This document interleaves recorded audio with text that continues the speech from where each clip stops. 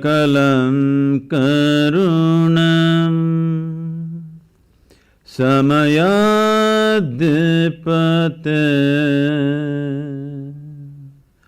akilam karunam. Good evening. Good evening, everyone. I said good evening. I thought you're not on talking terms with me already. Good evening, everyone. Welcome to Visionary Women. You probably know, and most of you know, that Sadhguru is known as being a mystic and a humanitarian. And now you see by the video that he's known for his mountain biking. This humanitarian doesn't concern with my diet, okay? Well, and he's also known for his incredible sense of humor, his warmth. Like vegetarian, non-vegetarian, humanitarian, I was… I hope people don't misunderstand that. Yeah. But most impressive, I have to say, is my husband and I were at your ashram probably 2 years ago, and we got a first glimpse at what you do in rural areas by uplifting them from poverty, from the huge schools that you run. And we at Visionary Women feel that it's a huge honor to have you here tonight, so we can discuss a few things that is of importance to us as well. So, welcome to our community at Visionary Women. And the purpose, I'm so sorry, I feel that maybe I'm looking back at people, but the purpose of our salon series is to create experiences of learning, meaning, and belonging for our members and for those who soon will be our members, right? Yes. And as I was talking to you just a little bit earlier before the event, what we see in the national conversation this past year is that people are trying to refigure how men and women should interact with each other. And I thought that it would be very appropriate for tonight to also invite men in our forum. Given that we're a women's organization, we're very well aware, not only our board, but our whole membership, that in order to have true understanding, we need to be talking about these conversations aloud, collectively, and most importantly with an open heart. And men are our partners, our brothers, our fathers, our husbands, and our allies. And we wanted to start off first really talking about maybe the whole idea of consciousness, what it means. For those of you who haven't watched Sadhguru, there are hundreds of YouTube videos and of his teachings. And there was one at MIT that you were talking about consciousness that I thought would be very interesting for our audience to really get the definition of what it means. See, what is a man and what is a woman is a small difference that nature has introduced into a species just to address a certain aspect of our life, essentially to address the reproductive aspect. When I say reproductive aspect, we all exist because somebody reproduced. Hello? Yes. Is it okay? If nobody was drawn to anybody, if nobody felt a bit horny, we wouldn't exist. Is this a guru speaking? We wouldn't exist, isn't it? Yes. Let's come to terms with this. We don't exist because out of their love for children they produced, no. They felt horny, and here we are. There is no need to make our biology either filthy or raise it to another level. We just have to look at it for what it is. We have to come to terms with our biology, first of all. It's the most rudimentary thing, but unfortunately that's not happened to most human societies, that we have not come to terms with our biology. Body parts are ruling our minds. Yes? So it's from that context that you see this problem evolving, how to work together. I'm saying, please, if you find some gap in what I'm saying, because in a brief little bit of time, we are trying to say some profound things. Yeah. If you find a gap, you must ask a question, you must not conclude against me, okay? I can fill those gaps, but I'll create some gaps because to go quickly. Essentially, why should it matter to you? Whether you… right now, you're a man or a woman, why should it matter to me? These things matter only in bathrooms and bedrooms. Why right now it should matter to me whether you're a man or a woman? Why can't I just treat you as just one more person? Hello? This is not against anybody, because we have made human biology so big in our minds. It's become so big because we have not accepted the fundamental biological difference. Yes? Because for thousands of years, religions and philosophies have been telling you what's wrong about your biology, how the fundamentals of your biology is not okay, how the fundamentals of your biology is sin.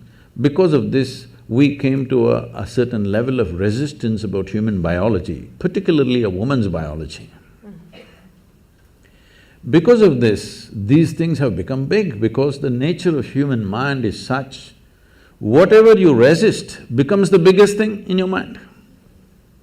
Right now, if I tell you as an experiment, next 10 seconds, nobody should think of monkeys. Try, please. You will only be thinking of monkeys. So this has become a crazy thing in the world. We have made human biology into such a big thing, a small difference between man and woman. We made it into such a big thing in our minds, we can't keep it down for a moment. Everywhere, wherever you are, you have to be conscious about somebody's body parts. Why? I can understand a 13, 14, 15-year-old boy, when you were 10, 11, everything was fine. Suddenly a little bit of your hormones hijacked your intelligence, and after that you just look like this. Every little bump on somebody's body looked like a word by itself. Till then you were quite okay. I think that happens at a certain point, but at least by 20, you must fix yourself. Again, you must become normal, you must be able to look at a human body just as it is, without giving it all kinds of meanings. This is what consciousness means, because consciousness is an intelligence beyond your physiological and psychological structure. See, when we sit here, your body is your body, my body is my body. No way these two things can be one. People try hard, but it never becomes one. Only when we are buried, we become one. In the soil, we become one. But as long as you and me exist here, that's your body, this is my body, very clear. That's your mind, this is my mind, very clear. These things will never become one. We can agree on a few things, but my mind is my mind, your mind is your mind, isn't it? But there is no such thing as my life and your life. This is a living cosmos. You have captured some, I have captured some, that's about it. If you… depending upon how much you capture, that will be the scale and scope of your life. This got nothing to do with anybody's biology. Biology is just a small physical difference, just to facilitate one aspect, continuation of human race, isn't it? Otherwise we could all be made one way. If there was no need, if some seeds fell out of your ears and children would come out, then we wouldn't need this difference. So this difference is to accommodate one aspect of life. If you and me are not connected in that aspect of life, I have no business what you got on your body. Yes? You have no business what is me, and I have no business what is you. The question is, if we're doing something together, well, do you make sense or do I make sense to you? That's about it. But biology has become a very big thing. One reason in the working spaces and, work areas, I think this is only in America, maybe this is the second generation of women. Or really I can say this is really the first generation of women who really stepped out to work in every arena of life. That's so almost everywhere in the world. In India also it's very new, it's in the last 25 years that women are really stepping out to work. This has happened not because of some liberal revolution that happened, this has happened simply because of technology. Technology has taken out the significance of man's brawn. When there was no technology, almost everything was done with human muscle. When that was so naturally man-dominated because of the muscular force. Domination also was only in the survival aspects of life. There were other aspects of life where the woman always played a significant role. We were not born to men. I was not, at least.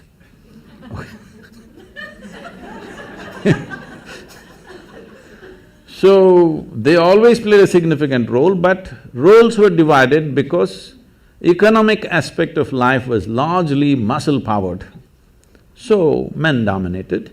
Now with technology, muscle is of no great significance in today's world. So, naturally women are coming into this space. This should happen very as simple evolution. No fight is needed, no revolution is needed. Once you see muscle is not significant, women will fill those spaces. It's anyway happening.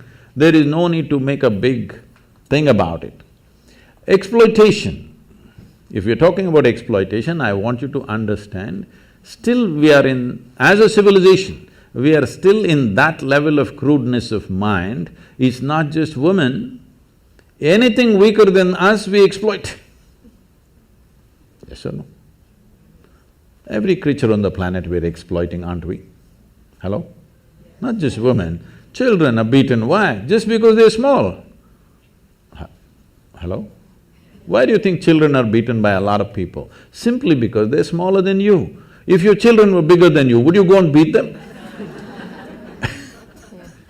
So, exploitative nature of who we are exists in all aspects of life. When it comes to women, probably that exploitation turns into a sexual… takes on a sexual tone. But fundamentally what needs to go is this urge to exploit anything and everything which is little weaker than me. That should go. If that doesn't go, people will find devious ways to do the same damn thing.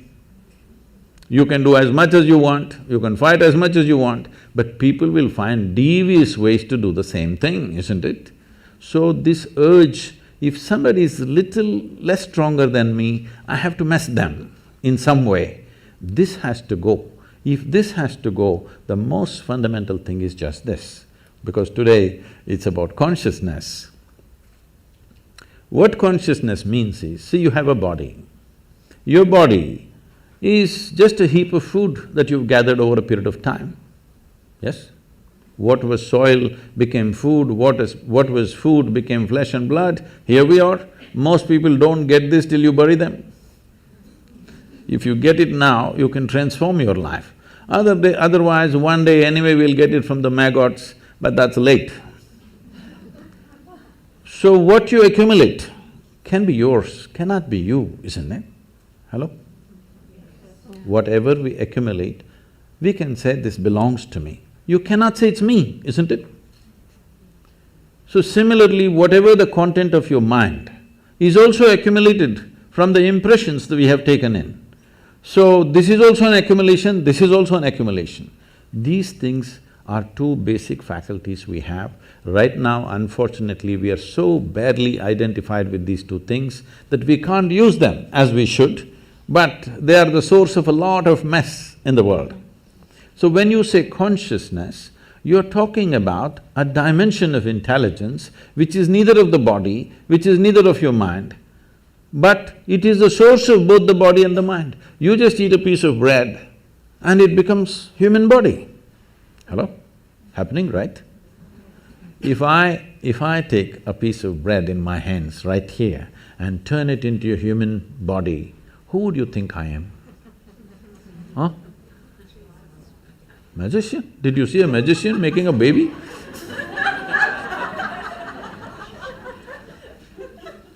Who would you think I am? Creator himself, isn't it? But every day you are doing this, you eat a piece of bread or a carrot or a whatever, within a few hours you make it into human body, the most complex machine on the planet. You manufacture with all kinds of trash in Los Angeles. Aren't you doing it?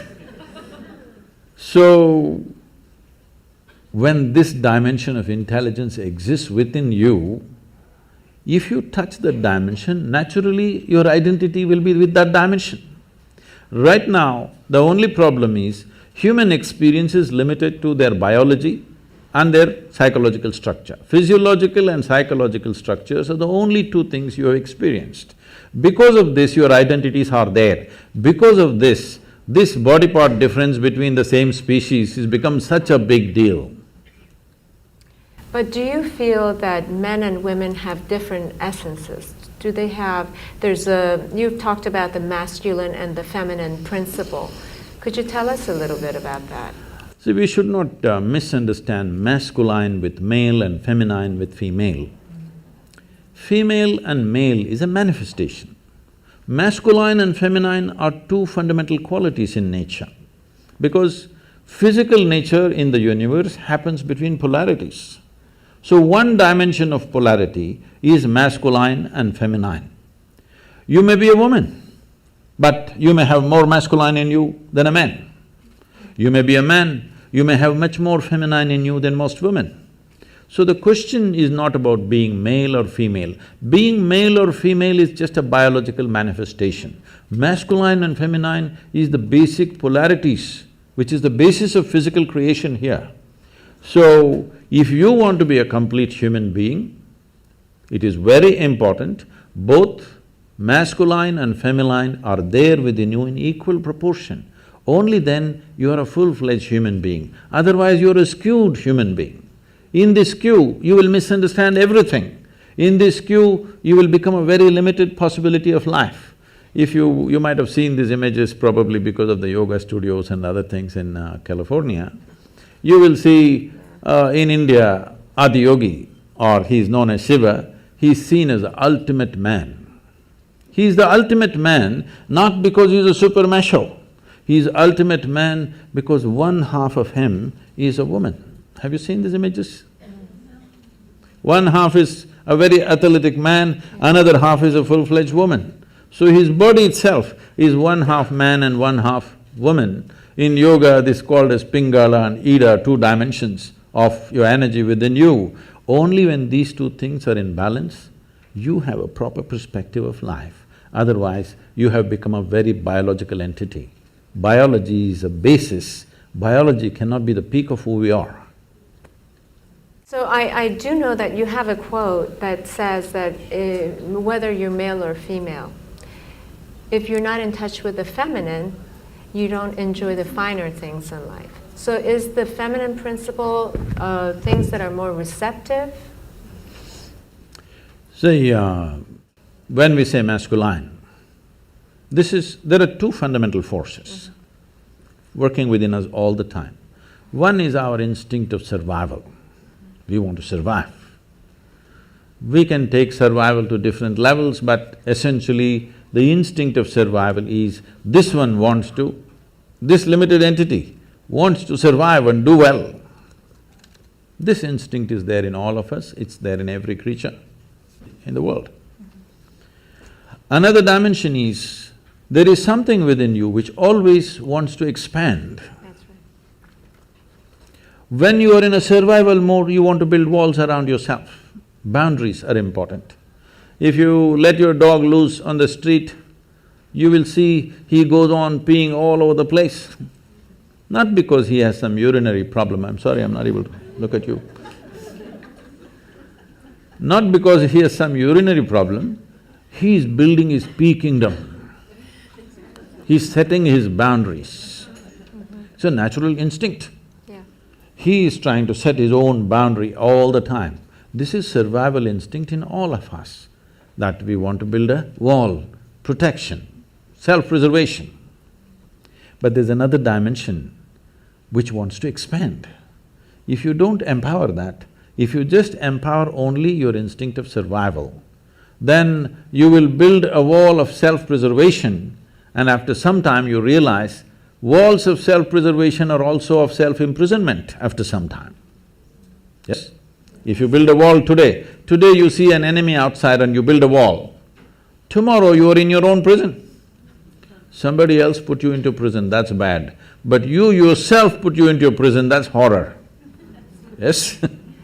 So the instinct of self-preservation has to be consciously balanced, otherwise we'll end up building walls and walls. Oh, I'm in California. This is so funny.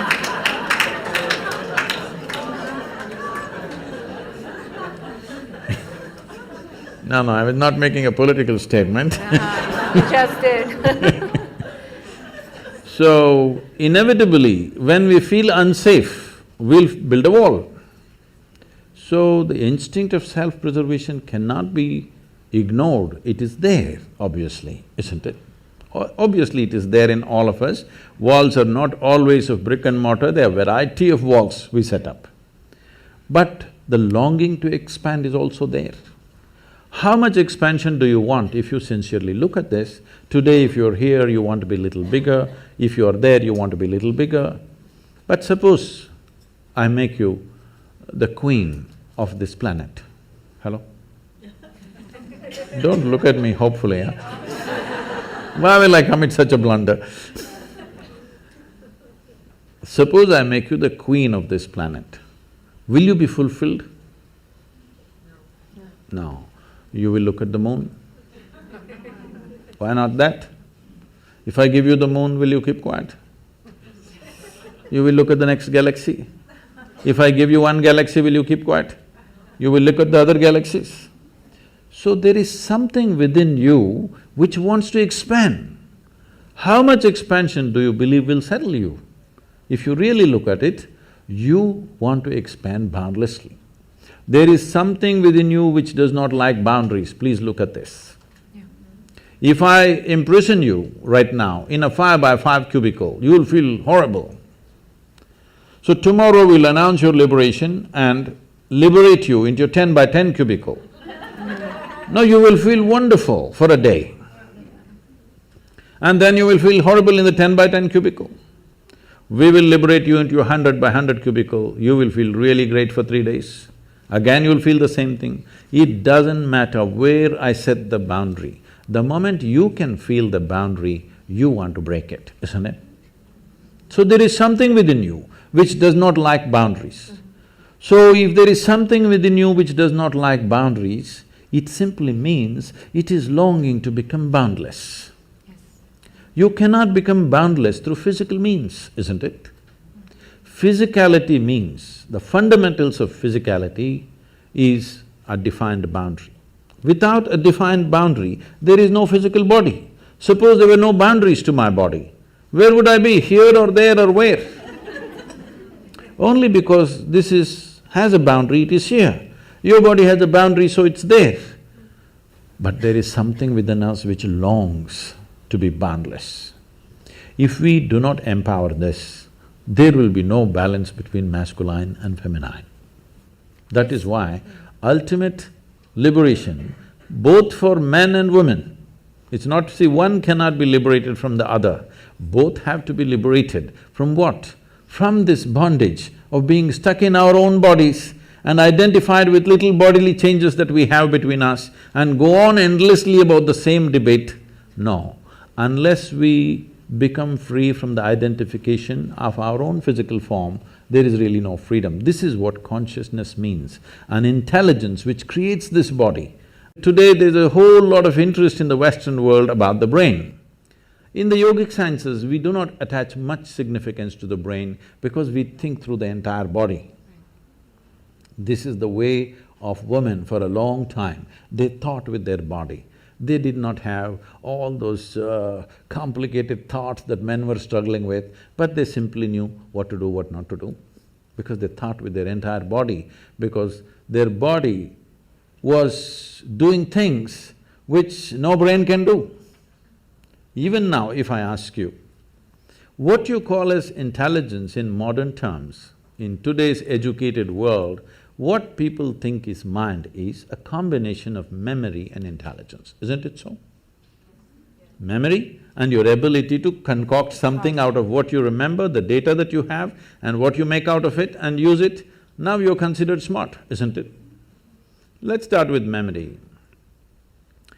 See, if I ask you 10 generations ago how your grandmothers looked like, do you remember?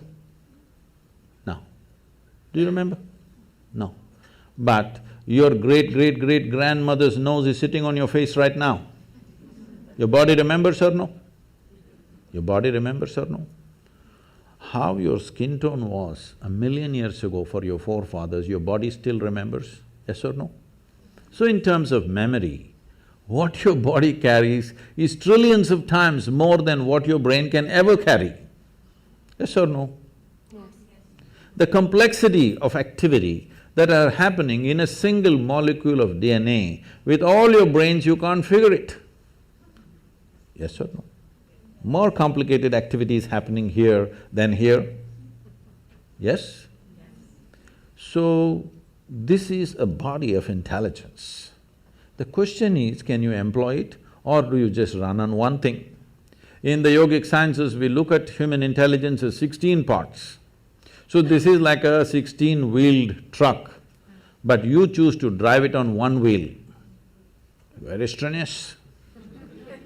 So you will see educated people are the most stressful people on the planet because they are driving a 16-wheel truck on one wheel, very difficult. Their intellect, their thought is the only damn thing they're trying to use and it's very difficult. You don't have to think through everything. You know, can I tell a small story? Yes, please. My great-grandmother lived to be 113. Wow. Okay that's not the only achievement she had. She got married when she was 14. And those days in India, an unmarried girl cannot use tobacco. But once she is married, she is free to use tobacco. So on the first day, she exercised her right to use tobacco. And she lived in a certain way. People started saying, she's a devil of a woman. Not because she did any harm to anybody, simply because if she laughed, the whole street shook. Like that she laughed. Those days, in those societies, women were not supposed to laugh loudly. They're supposed to laugh in a controlled way. Only street women laughed loudly, family women laughed very… At least when men were there, they did not laugh, because there was nothing to laugh about.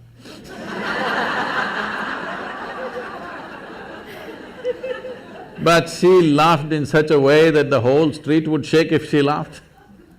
So people said she laughs like a devil. Always, unfortunately, this is the whole thing. The devil is a laughing one. God is a dead serious one. It's your choice. So, she lived wild. Wild means, at the age of 67 or 68, she lost her husband, and then she decided, this is a very large land-owning family. So she moved out from the family and built a small temple with her own hands in somebody else's land. Somebody else means another family's land, not without permission, with their permission, but she was family's disgrace because this family owns hundreds and hundreds of acres of land and she sets up her stupid temple in somebody else's land, the whole family, oh my God, she's ashamed. And she built a temple, not for any god, she sat there. She is the main piece. No god, she just sat there and people started visiting her. And slowly, this following grew for her and she'll just live there. When we went there for vacation, she would come to see us. She was an incredible woman, she just captured me in a certain way simply because one thing, she laughed. Another thing, when I met her, she was over 100 years of age. and her hair, full hair below her knees. You know, she would leave her hair loose and dance like that. So I just liked… she was freaky. With her you could do anything, nothing was wrong. With everybody else is constantly trying to tell you what's right, what's wrong, what's right, what's wrong. With this one woman you could do what you want, and she was fine. And sometimes, you know, she would be crying and laughing at the same time. I'd ask, what's happening with you? Are you crazy? Everybody says you're crazy. Why are you crying and laughing at the same time? She would just burst into a hoot of laughter and say, someday you will know, and she would laugh. And I would see her like this. If they give her breakfast, she first goes and feeds the ants, then the sparrows, then the squirrels. Most of her breakfast is over in this. And people, self-appointed advisors, they come and say, you old woman, you just don't eat anything, you will die like this. All these advisors died, but she lived and lived. She buried her husband, her children, her grandchildren, some of her great-grandchildren, but she lived on. And many times I've seen her, after having fed the ants and everything, she would simply sit there, not even eating this little breakfast she has, tears flowing down her cheeks.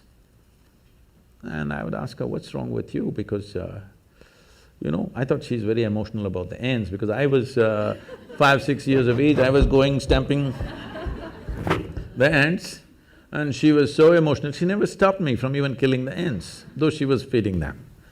And then I asked, what's wrong with you, why? She said, she would say, I'm full. I don't know what the hell she was talking. It took me another 20 years to realize what she was talking about.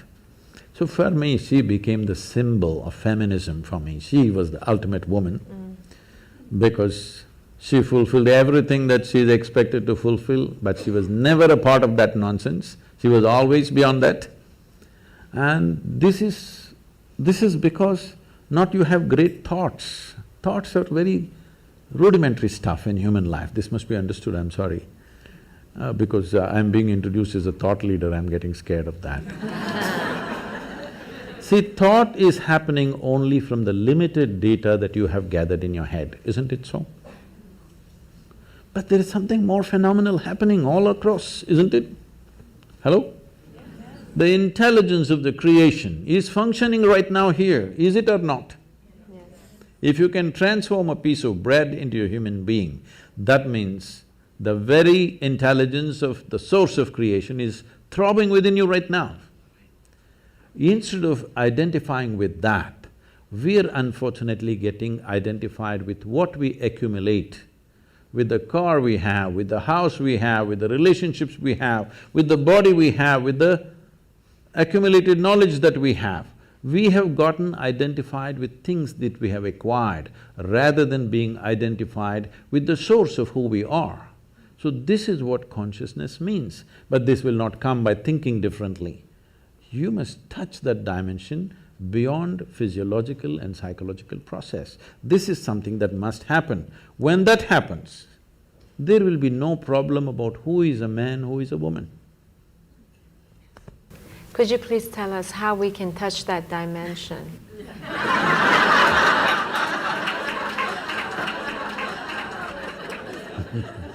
We can start with a very simple process, which today tens of millions of people are practicing across the world.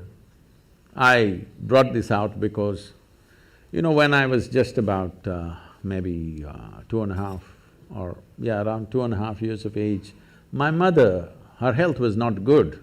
So they sent me to my aunt's place who lived in my grandfather's house. My aunt was just married and she was only 18 years of age. She was that bubbly, joyful, loving human being that you can't stop her for a moment. And she took me in as her own and we became great friends. I was there for nearly 2 years maybe, but after that I came back to my parents, but I always developed that close relationship with her, not of an aunt, but we became buddies right through our life. Then a time came and her life went on like normal, marriage good, children cute, and the boy got educated and went somewhere, and the girl got married as she wished, and grandchildren came, everything wonderful. Then she got some ailment. Then she knew in the next 2 years she's gonna die, max 2 years. Then I saw this wonderful human being deteriorating into nothing. Total mess she became. This such a loving, joyful, exuberant human being that nobody could stop suddenly became a wreck. I just looked at her. I was into too much travels here and there, I tried to catch up with her, but nothing much could be done with her because she just shattered. I just looked at her and saw the only problem with her is she knew two things, her physiological structure and her psychological structure. She managed it well and kept herself loving, joyful, wonderful, everything. The moment she realized these two things are going to end, she's finished. She's just finished. You can't believe such a wonderful human being became so nasty and miserable and broken. At that time I thought, this is something that needs to happen. So we started what is called as, in Tamil Nadu, we started this Vurusuttu Anmikam. This means one drop spirituality. Everybody must have at least a drop of something which is beyond your body, which is beyond your mind, something within you which is not a concoction of your mind. A place to stand beyond physiological and psychological process must be there in every life. As a part of this, we launched what is called today being practiced by many people. Is anybody practicing Isha Kriya here? Yeah. This is a simple process. Initially, it looks like a psychological process because people can't keep their mind aside, they have to use it in some way. So we are going through the psychological process, but if you go deep enough into it, if you sit here, your body will be here, your mind will be there, what is you is little away from that. Once there is a little distance between you and your body, between you and your mind, this is the end of suffering. Because human suffering happens only on two different levels, physiological suffering, psychological suffering. Do you know any other kind of suffering? Hello? No. Physical suffering, mental suffering, this is all.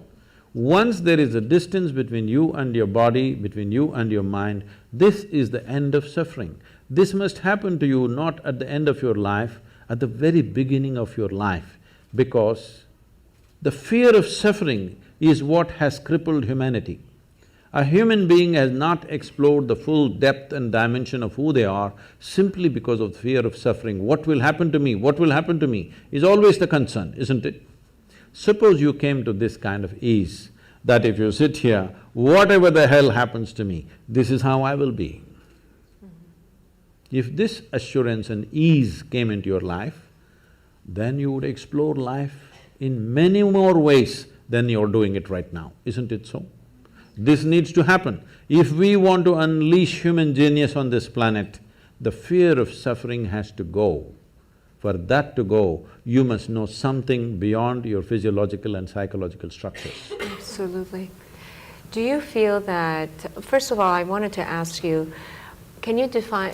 what is the difference between meditation and prayer? Oh.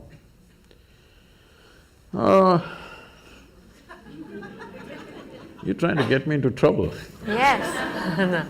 No, because some people say my prayer is like meditation. Could be. It could be, but probably meditation is more of a form of listening, I would imagine.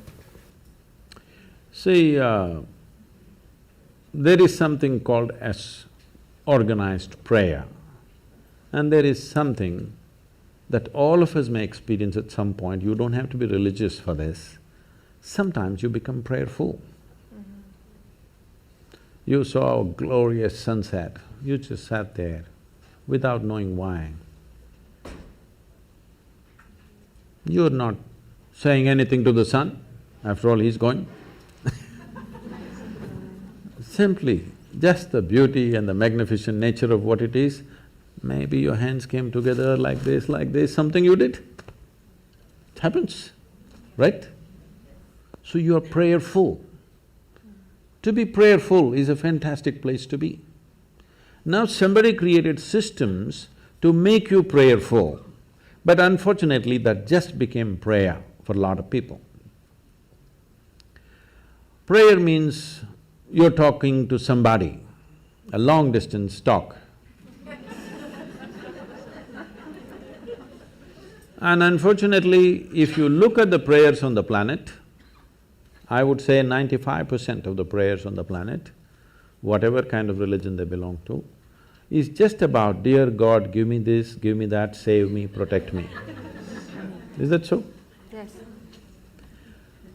So give me this, give me that, save me, protect me. Does it seem like a divine process to you, or does it seem like survival process outsourced? Yes. It's so true. It's very true. So, outsourcing your survival is not an efficient way to survive. To survive on this planet, you don't need any divine help.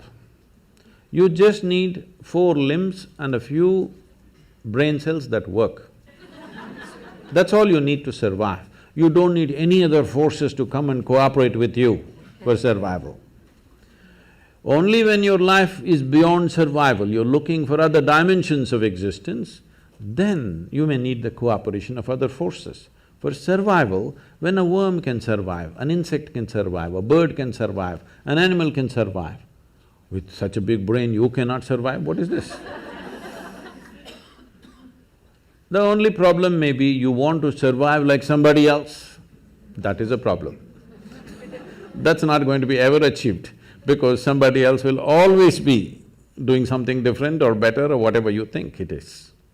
So, prayer as a process, unfortunately, has become talking process. If you are prayerful, it's fantastic.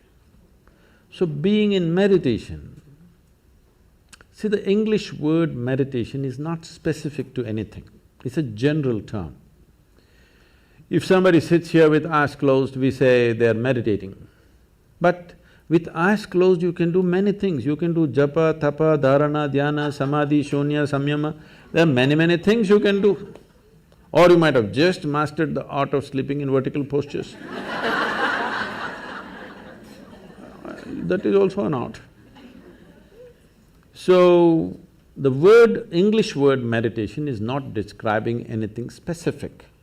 But as you said one word, listening. Listening is a dangerous thing, because if you start listening, people will think, listen to what? Listen to God.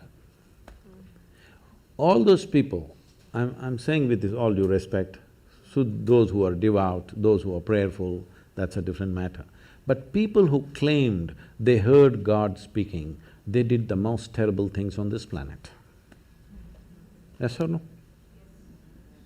Because they said, God told me this, God told me that, it gave them license to do all kinds of horrors on this planet.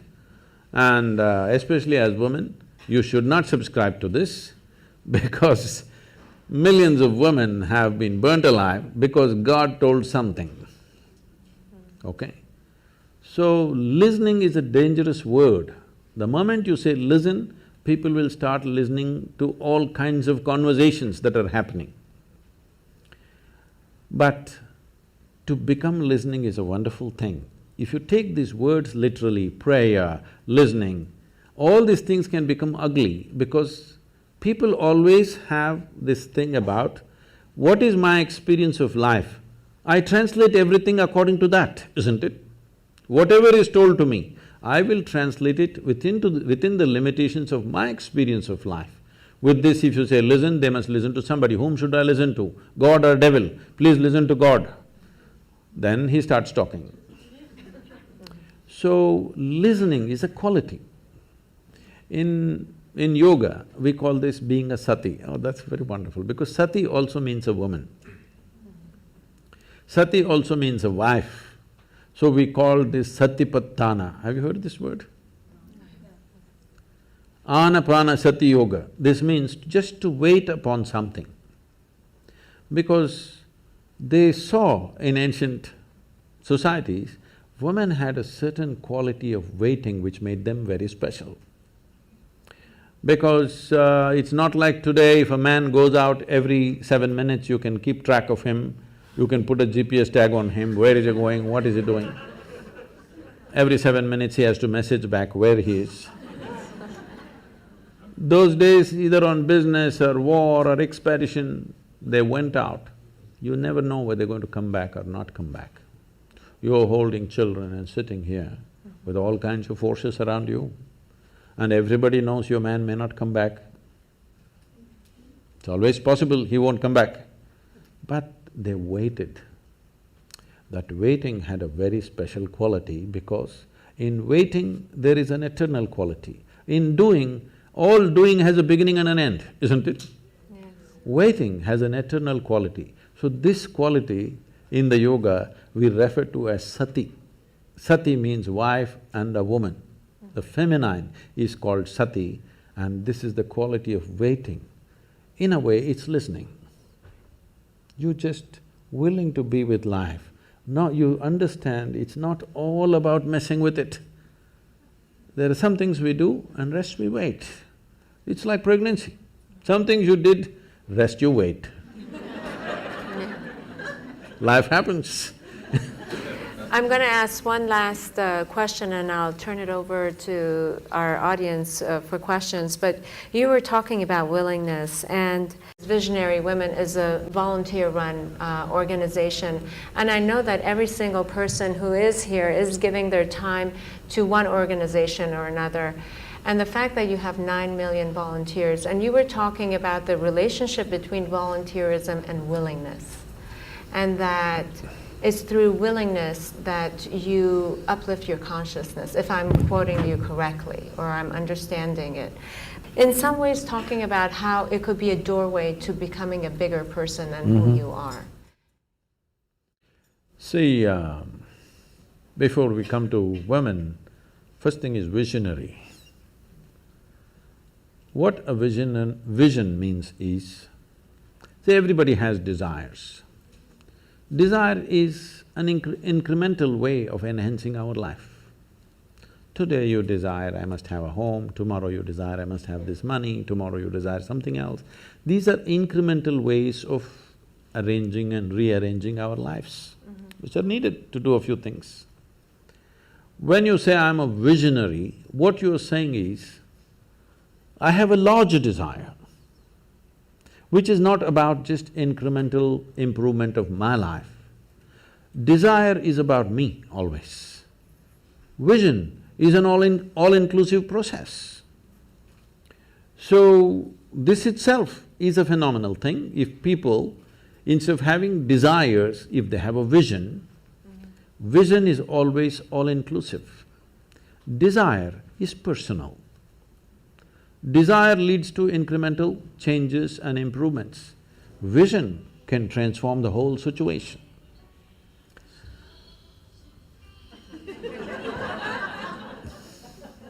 I like music. So, about willingness, because you said you're a volunteer organization, to be a volunteer. A volunteer means somebody who is doing something willingly, right? Yes. There's no other compulsion. There are no financial compulsions, there are no social compulsions, there is no something else. You want to do something willingly. So when you're a willing participant, right now, you're a volunteer. I'm asking all of you, right now, are you compelled to be here or are you here voluntarily? Oh, thank you. Because I've spoken to conscripted people also. I've spoken in the prisons, I've spoken in many places. So you're here willingly. You're doing something willingly is the fundamental of your joy, isn't it so? Hello? However simple or stupid or idiotic activity it is, I'm doing something willingly, makes a world of difference, isn't it so? Hello? The difference between heaven and hell is just this: you're doing something willingly, that's your heaven. You're doing something unwillingly, that's your hell. We have already taken on attitudes, what we like and what we don't like. I like this person, I don't like this person. Now with this person I will do things willingly, with this person I'll do things unwillingly. This may be two people, two aspects of life, two communities, two nations, two many things. This I will do willingly, this I do unwillingly. This means I've decided in my mind, this is good, this is bad. When I hear even on national news channels, good guys and bad guys, it just… once you have this kind of thing, you are going to be disastrous to the planet, it's just a question of time. The moment you decide, this is a good person, this is a bad person, this has gone deep into American society. No, there are no good people and bad people. Everybody is oscillating between the two. If you create a very pleasant, wonderful atmosphere, everybody behaves wonderfully. If you create an unpleasant atmosphere, a whole lot of people act nasty. Yes or no? There are joyful people and miserable people, but there are no good people and bad people. That's big.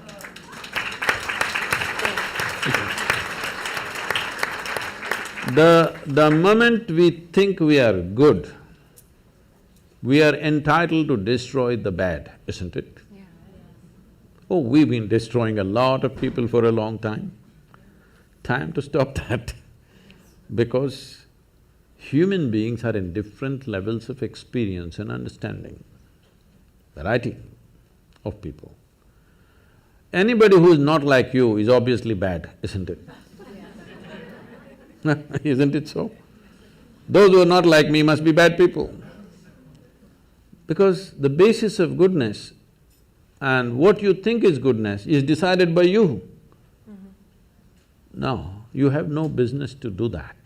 Willing means this, I'm just willing. I'm 100% yes to life. I am not yes to this one, no to this one, no. I am just yes and yes to life. If you are 100% yes to life, you are a volunteer. Oh, that's beautiful. You have become a willing life. You have become so willing that you have no will of your own. People ask me, Sadhguru, how do you operate with all these people?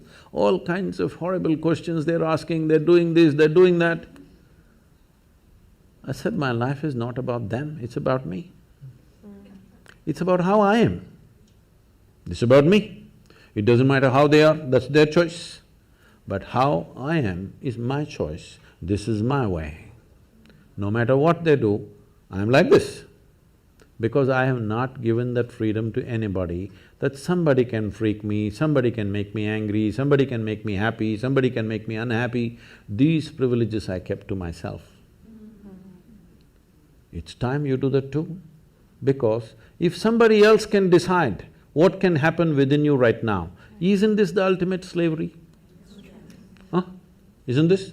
Someone else can decide what should happen within you. What happens around you, of course, so many people decide. What happens around us is not 100% ours. But what happens within me must be my making, isn't it? Right now, just about anybody can freak anybody because they're not volunteers, they're unwilling. Volunteering means you have no will of your own, you can do whatever is needed. You know, we are a volunteer organization, this means all kinds of people. Most of them are not qualified for the jobs that they're doing. And I cannot fire them because they're volunteers.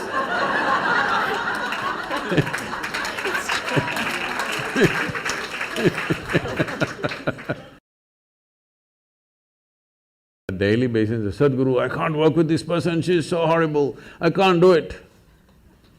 I tell them, see, in this world, this is the sort of people who exist, like this, like this, like this, like this is the kind of people there are.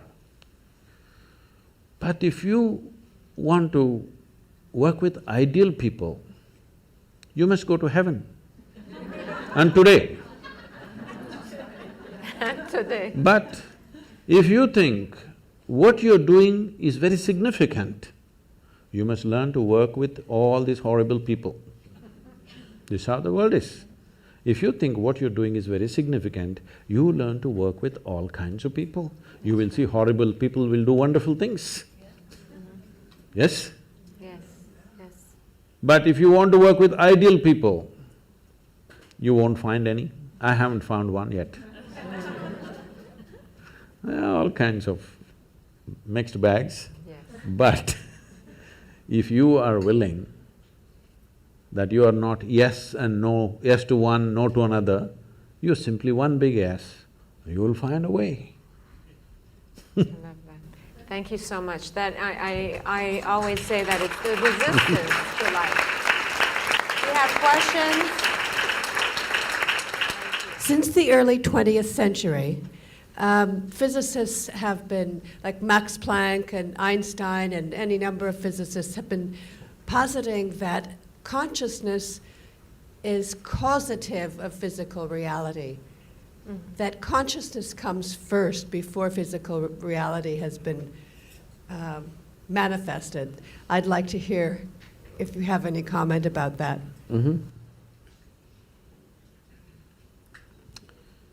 I'll need a few minutes for this question.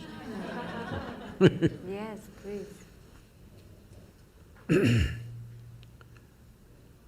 I'm sure, at least when you were in school, you blew some soap bubbles, did you?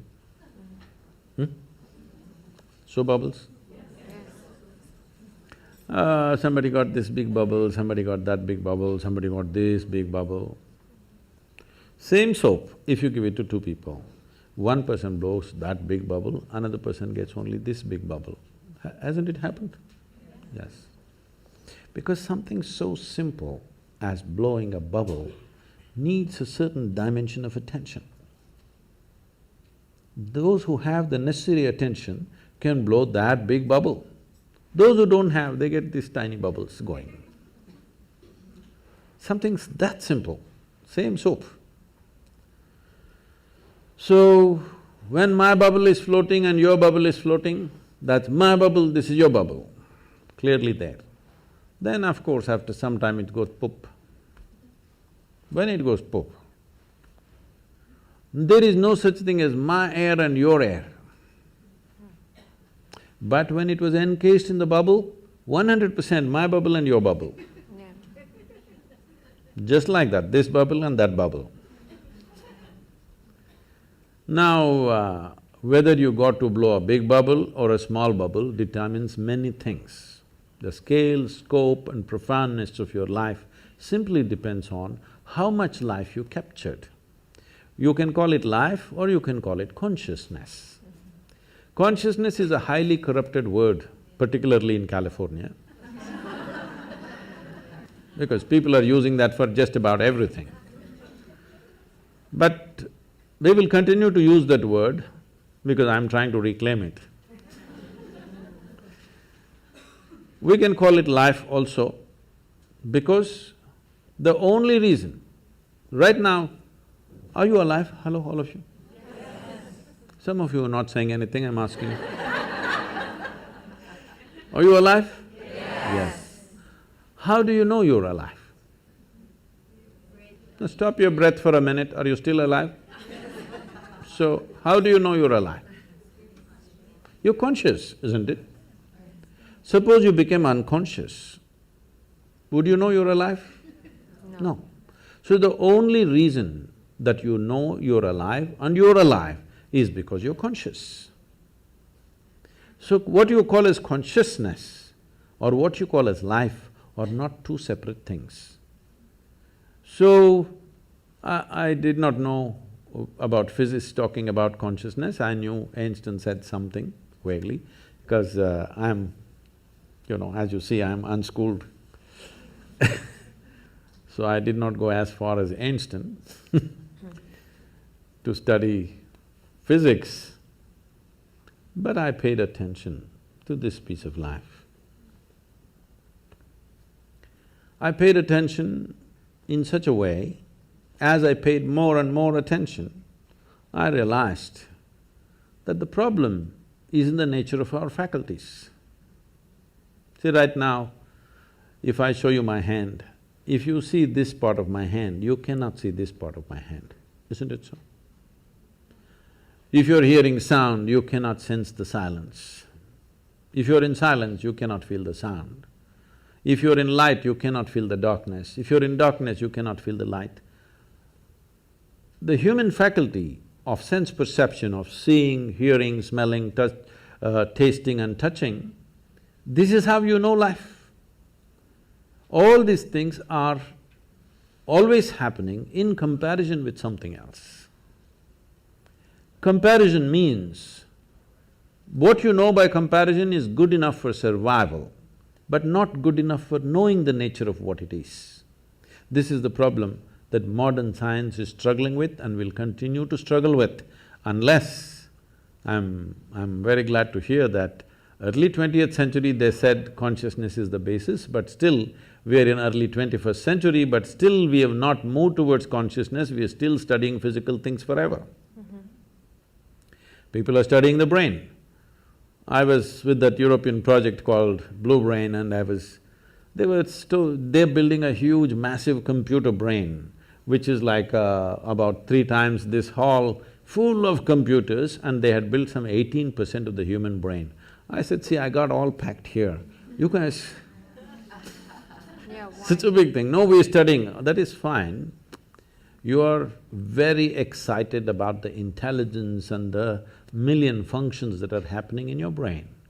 But even the brain was created from within, from the bread that you eat, isn't it so? Hello? Even the brain. Why are you not interested in that which creates the body and the brain? Definitely it's more intelligent than the brain, isn't it? So, if you want to put a label on that, we can call it consciousness. I generally just call it life. Or if you want to call it God, you can call it. You want to call it the creator, you can call it. Because today there are gender issues, we will stick to life. So, life is not… as we went through this, when it comes to body and mind, there is you and me. When it comes to life, there is no you and me. This is a living space. We just captured a little bit. So this is going on. If we lose this ability to hold it, even if everything, all the organs in your body are functioning, still you will not live, isn't it? People do die of old age even if they don't have any disease or ailment, because life chooses to leave for whatever reason. So, what you're referring to as consciousness is definitely the basis of all physical existence. Well, modern physicists have gone on to say that over 99.999 whatever number of nines in an atom is empty. It's empty space. Only a minuscule is physical. This is the same proportion approximately even in the cosmos, that over 99% plus is empty, only physical manifestation is very small. If you look up in the sky in the night, because your visual apparatus are in a certain way, which are very deceptive, it makes you think, oh my God, millions of stars. But actually, the largest thing out there is empty space, isn't it? Most people will never see that because our visual apparatus are tuned to see physical matter. You can only see that which stops light. Please look at this carefully. You can see my hand right now only because it stops light, isn't it? If my hand allowed light to pass through, you wouldn't see. Right now there is something here very vital for your life that you're not seeing, which is the air that you breathe. You cannot see, but isn't that more important than my hand? Hello? Yes. So there is a living cosmos which is the basis of everything. It's just thrown out a little bit of physical matter, including your little body. But we have gotten so identified with this physicality, its form and its shape, and now the gender of it has become a big deal. Because of that, we are seeing life in a very small way. The 99.9%, is that life or the 0.1% is life? Please tell me. The bigger thing, isn't it? This is just a small manifestation, but we are still very juvenile as a species. In the sense, we are still… when I say juvenile, when we are adolescent, body parts are important. Yes or no? We are still… as a humanity, we are still in that condition. Body parts are super important. This is why spiritual process is important. When I say spiritual, once again, this is another most corrupted word on the planet. If I say spiritual, people are thinking looking up, looking down, looking at heaven, whatever, no. Spiritual means your experience of life has transcended the limitations of physiological and psychological process, which is what you are saying the physicists also said. That's very wise of them, that without experience, with inference, they are saying that we acknowledge their intelligence, but after 1 century, we are still not there as a race, as a human species. But one thing I must share with you here is, I was just telling Nicholas, which came back to me because he asked some question. See, when I started doing this work 36, 37 years ago, what I found was when I conducted events and programs, over 82 to 85% of the people came because of physical ailments, because they knew this will give relief. Only 12 to 15% of the people came there, want to know something, experience something. But today, over 87, 88% of the people come because they want to know something, experience something. Only 10 to 12% of the people come for ailments, which is a phenomenal shift in the human society.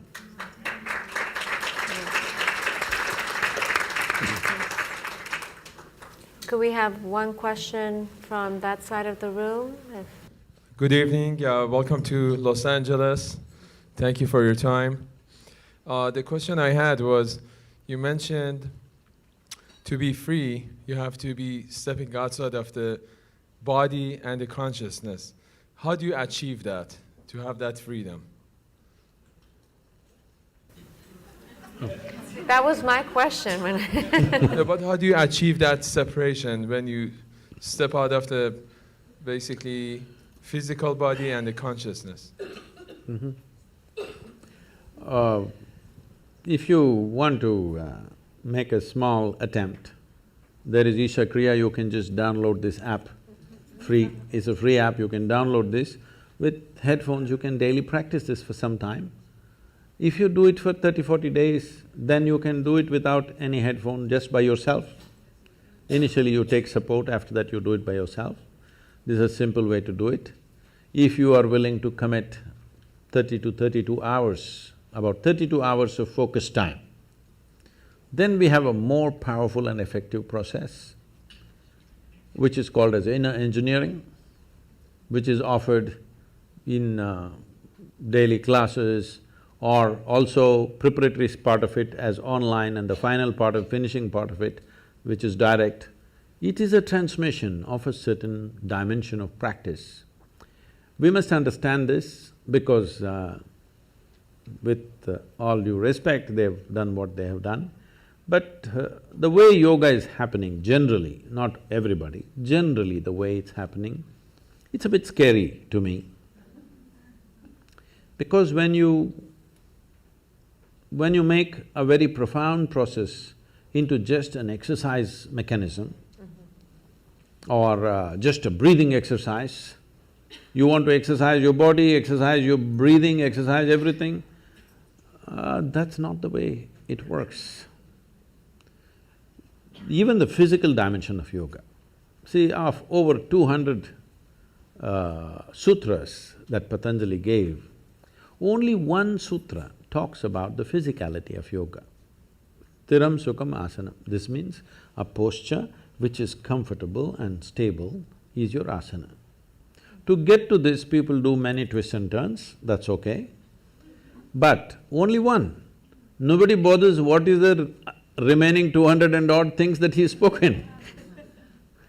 So the physical aspect has come to the West and that's become big. It's good, it creates health, well-being.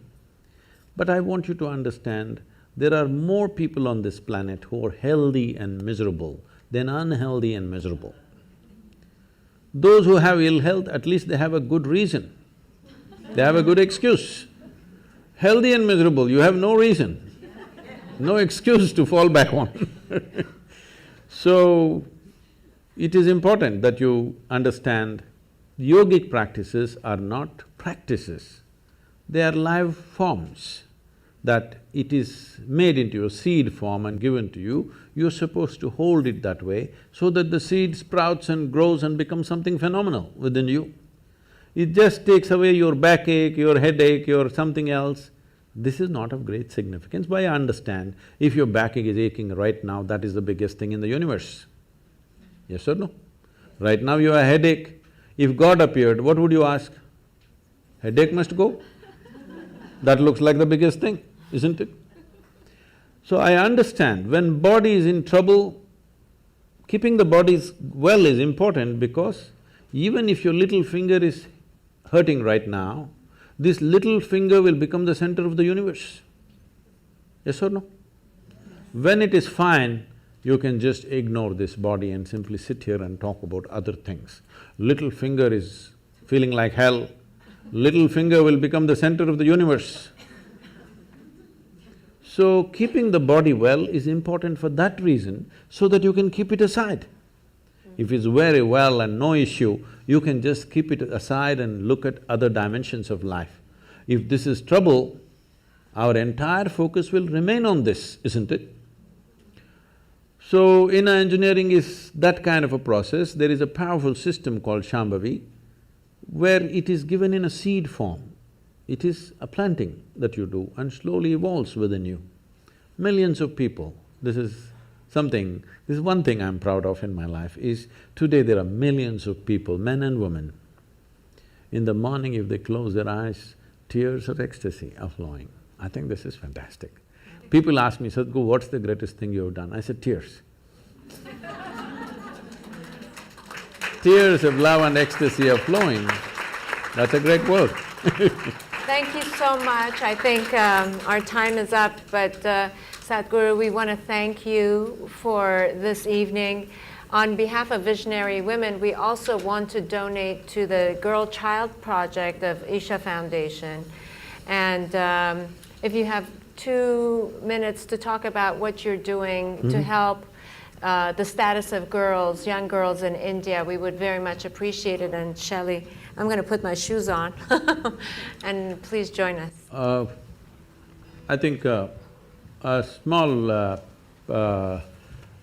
little bit of video was there in the introductory video about the rural India, the programs that are happening.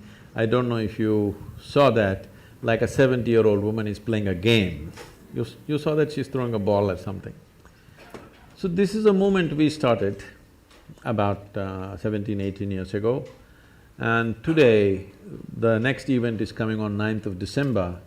I'm there for that event and over 10,636 men and women are participating in the event, that is, as players. Over 150 to 200,000 people will be there as spectators. The people who are playing are just ordinary men and women, especially women in rural India have never played a game in their life. After they're probably 7, 8 years of age, they never played a game.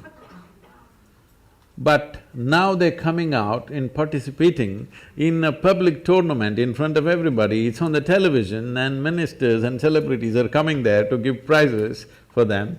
It's an exhilarating experience for them. One thing it did was, it leveled out many differences of lines of religion, caste, creed, we leveled it out with these simple games. And in our schools in rural India, in very remote places, we have schools where at least 43, 44% of the students are first generation going to school. In this, Yeah. right now the average school-going children, about 61% are girls.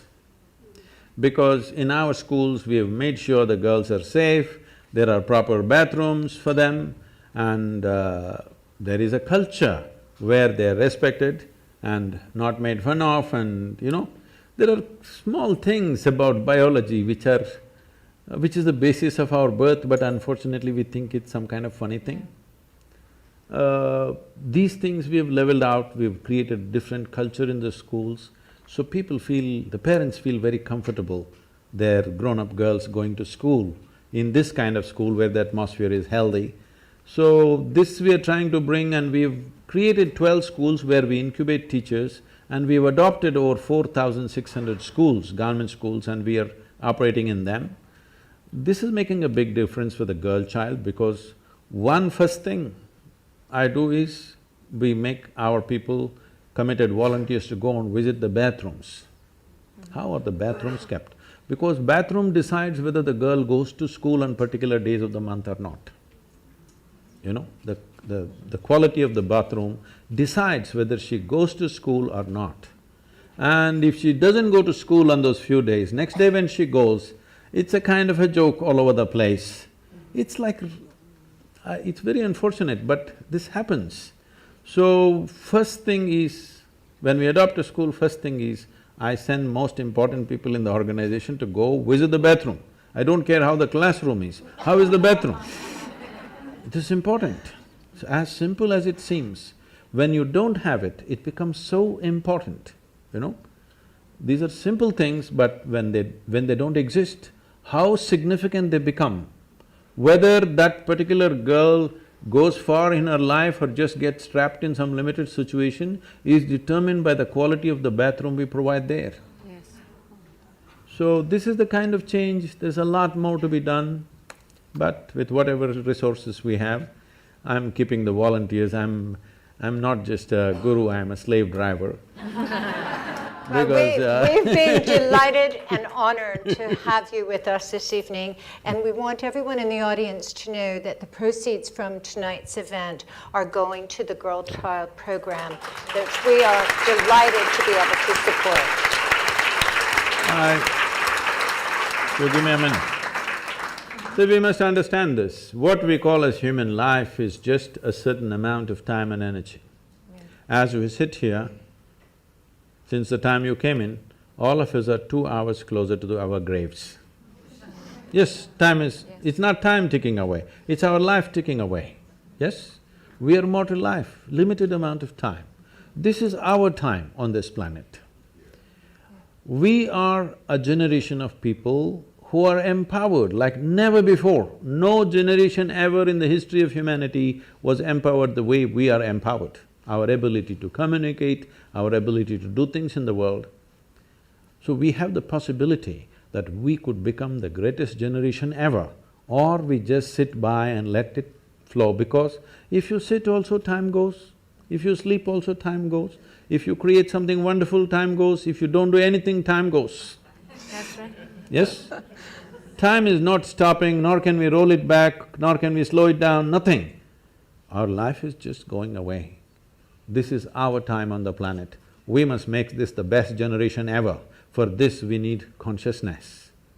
We need to identify with something bigger than our body and our brains. Only then we will do something fantastic, because we have the necessary tools of technology in our hands. Today if we speak here, we can speak to the entire world, which was never before possible. Please, let's make it happen.